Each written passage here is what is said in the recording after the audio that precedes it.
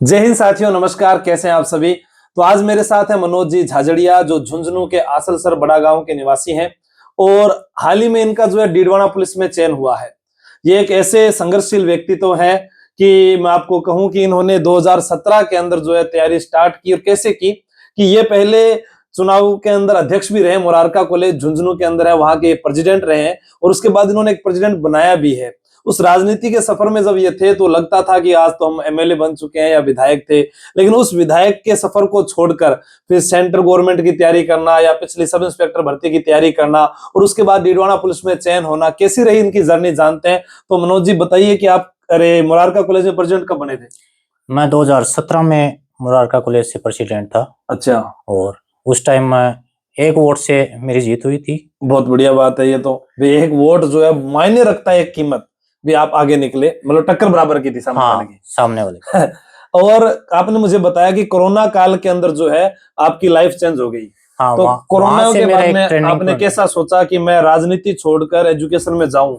भी आज आपको जो फीलिंग आ रही है कि एक स्कॉर्पियो, एक फॉर्च्यूनर, थार आज के समय युवाओं के लिए ट्रेंड बन चुका है, गाड़ियों में घूमना या फिर वो नेताओं के पीछे पीछे भागकर सेल्फियां लेना या खुद को एक बड़ा नेता समझना, लास्ट में आकर पंच बनकर रह जाना और एक सफलता अर्जित नहीं करनी। तो वहां से आपने कैसे ये मोड़ लिया कि मैं पुलिस में जाऊं? आपको कभी नहीं लगा कि आप एमएलए बन सकते हो? जरूर। जब प्रेसिडेंट में बना था ना, हाँ, तो उस टाइम में जब 1 वोट से जीत के मैं कार्यकाल मैंने पूरा किया, तो उस टाइम सभी के दिमाग में रहते कि हाँ, अपन आगे भी राजनीति में शायद बड़ा पद हासिल करें। मेहनत की, कार्यकाल पूरा किया। उसके बाद में 2-3 साल तक और भी मैं राजनीति से जुड़ा रहा। उसके बाद में जो विश्व महामारी थी कोरोना काल में, वो एक स्थिर सा था कि अब आगे भविष्य में क्या सोचें।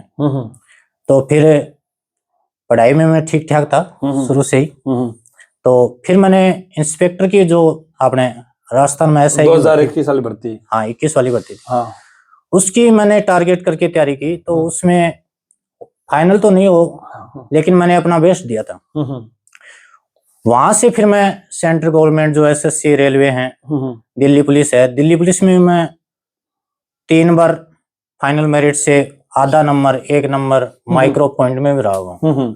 असफलताएं बहुत देखी हैं। ग्राम विकास अधिकारी जो है उसका भी मेरा प्री हो गया था, फाइनल में मैं रह गया था। फिर अभी जो 2025 में राजस्थान की जो वैकेंसी आई, उससे पहले मैं एनटीपीसी की जो रेलवे है उससे की मैं प्री क्लियर हो गया था मेरा।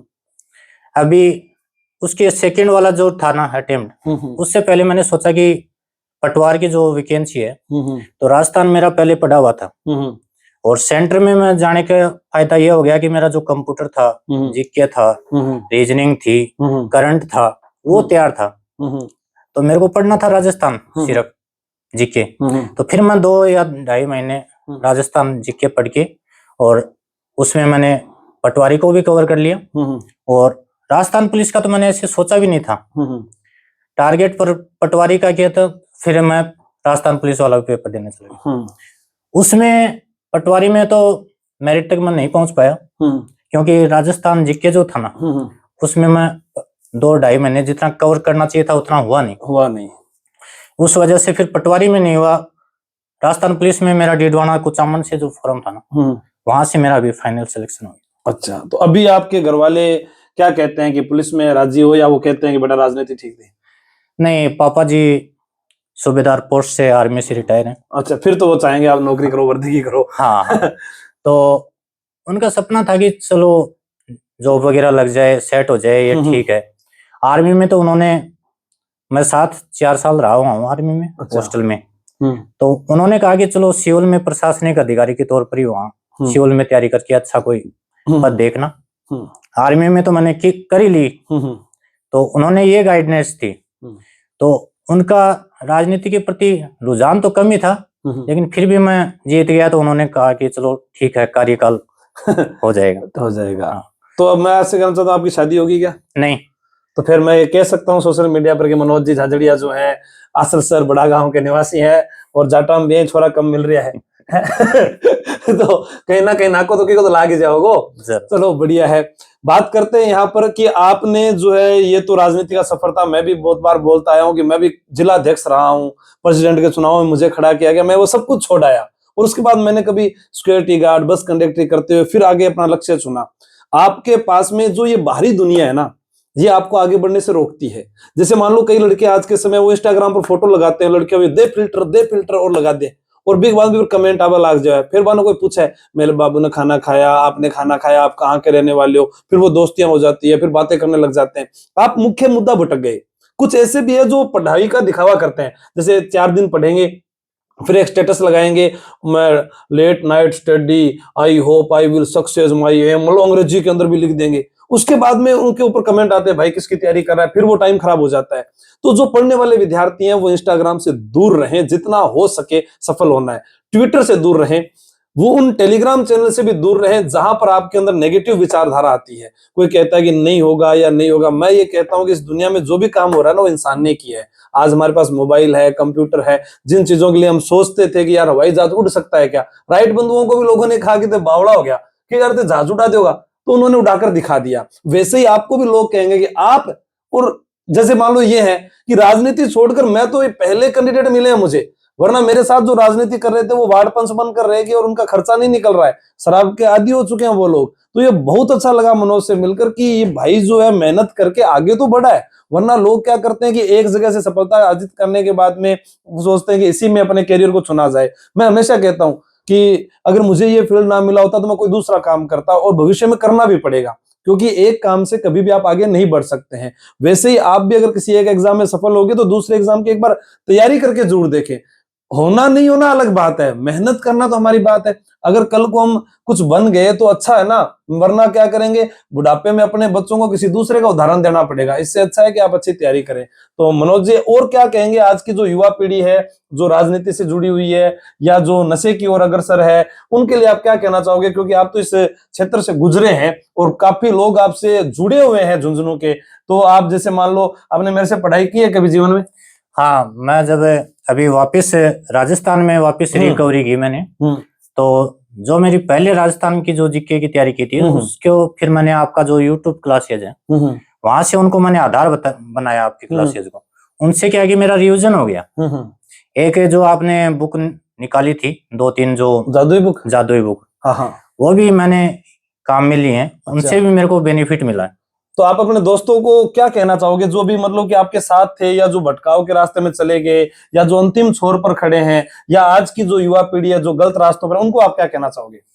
देखो, गलत रास्ते के लिए तो मेरे पास भी बहुत ऑप्शन थे, सही है, लेकिन जहाँ कैरियर की खुद की कैरियर की बात आती है ना, वहां सर सोचना पड़ता ही।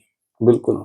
फिर वहां से उस टर्निंग पॉइंट से वापस बहुत ही मुश्किल होता है। तो मैं तो यही कहना चाहता हूँ कि नशा जो है ना वो तो जिंदगी की बर्बादी मानो। बिल्कुल बिल्कुल। आज ही मेरे गांव में एक लड़का जो अभी महज 23 साल का था, नशे के कारण वो मर गया। बहुत सारे लोग हैं सूखा नशा करने लग गए, एमडी की गोलियां, ये सब छोड़ना चाहिए। मैं हर वीडियो में कहता हूँ कि आप इसको छोड़ दीजिए, बहुत कुछ है इस दुनिया में। सर मेरा ये कहना है कि किसी भी चीज के लिए आप यदि टारगेट कर रहे हो ना, तो उसके लिए जो त्याग है ना, वो त्याग तो मांगती है, आपको त्याग तो करना ही पड़ेगा। बिल्कुल, सफलता त्याग मांगती है। मैं खुद प्रेसिडेंट रहा हुआ हूँ, तो यदि आप देखोगे तो मैं अभी 3-4 साल से सुनने की तरफ ही सोशल मीडिया मैंने यूज किया है। बिल्कुल बहुत ही कम, क्योंकि पहले कैरियर जरूरी है। हाँ, तो और सोशल मीडिया को यदि अपन साइड में करेंगे ना, तभी अपन फोकस कर पाएंगे कि हाँ। मेरा भी एक दोस्त था जो मेरे साथ भर्ती हुआ था, सुनील कुमावत या नेमीवाल होते हैं ना जो, वो थे, वो एसके कॉलेज सीकर के अंदर संयुक्त सचिव पद पर रहे थे। काफी जानकारियां थी वो हमें सोशल मीडिया पर, वो नौकरी में आने के बाद उसने वो सब कुछ छोड़ दिया। वो जानकारियां आज भी बना सकते हो आप, ठीक है, लेकिन आपको पता है कि आपको सरकारी सेवा में जाना है तो आपको उसी प्रकार से काम करना पड़ेगा। तो युवा साथियों से यही कहना है, मनोज का भी कहना है, मेरा भी कहना है कि आप लोग जो पढ़े और माँ बाप का नाम रोशन करें, अपने पैरों पर खड़े हो जाएं। आज अगर ये आज है, कल को इनको लगे तो हमारे जैसे उमेदाराम जी बेनीवाल हैं, भैरव सिंह जी शेखावत हैं, वो भी कहीं ना कहीं सिपाही के पद पर थे और उन्होंने उसको छोड़कर राजनीति को चुना। तो ये कल को हो सकता है कि मनोज को हम देखें कि ये भी डीडवाना की जो जॉब है उसको छोड़कर बाद में राजनीति को चुन सकता है, लेकिन वो भविष्य के गर्त में है, हमें नहीं पता कि क्या होगा। ठीक है, क्या पता कि थार भाई जोगेंद्र कहल मैं ही मन जाऊं, ठीक है। तो हो सकता है कि वो कल क्या होगा, आपको आज जो है उसके ऊपर काम करना है, कल के भरोसे मत रहिए। आपकी आज की 6 महीने की मेहनत आपका 60 साल का जीवन तय करती है, और इतना अच्छा जीवन तय करती है कि आज ये जॉब में है, कल को शादी भी जॉब वाली लड़की से होती है तो परिवार समृद्ध हो जाता है। और 50,000 ये लेके आए, 50,000 वो लेकर, तो लाख रुपए सैलरी आ रही है, आराम से सुख चैन की जिंदगी जियो, बाहर बाहरी स्टेट में घूम कर आओ, विदेशों में घूम कर आओ, रोटी खाओ, मजा करो, मस्त रहो। जय हिंद, जय भारत।